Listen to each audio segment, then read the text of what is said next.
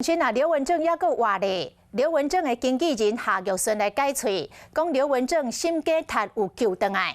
上届主要是真侪人要找伊复出，垫出江湖，互刘文正真困扰，才会将计就计，讲已经往生了，哪来等人要甲找的念头？刘文正是伫1991年长红的时阵离开着艺界，伊的歌是互传唱到即卖。出道的时阵，因为唱《诺言》这条歌是红甲唱甲抓袂牢，还有这条《3月里的小雨》，搁较侪人爱听。刘文正捌摕过3座最佳男歌星的金钟奖，伊上大特色就是西装搭配着白色的暗巾，白马王子的造型，伫个歌坛带动流行。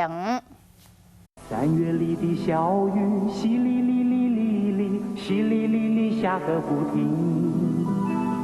山谷里的小溪，哗啦啦啦啦啦，哗啦啦啦流不停。伫无啊，人生做成烟头，一代歌王刘文正唱这首《3月里的小雨》，总庆红，将做70年代民歌时期的代表人物。虽然是我为他许下的诺言。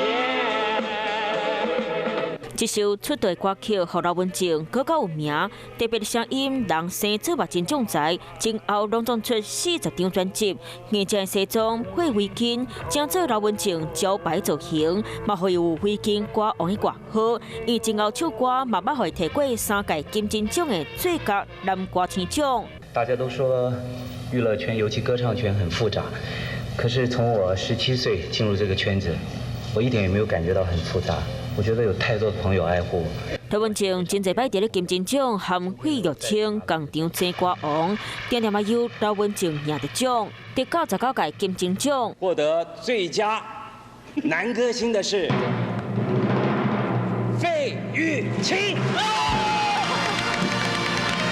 听到家己的名字，第开费玉清唔敢相信，总算为刘文正的手接过奖杯。刘文正尾也嘛选择伫咧当情时提出演艺界，伊歌声和风采，冇被将永远留伫咧心肝内。Hello， 大家好，我是品轩。想要跟我一起品味生活中的大小事吗？一定要赶快打开华视的 YouTube 频道，按赞订阅，并且开启小铃铛哦。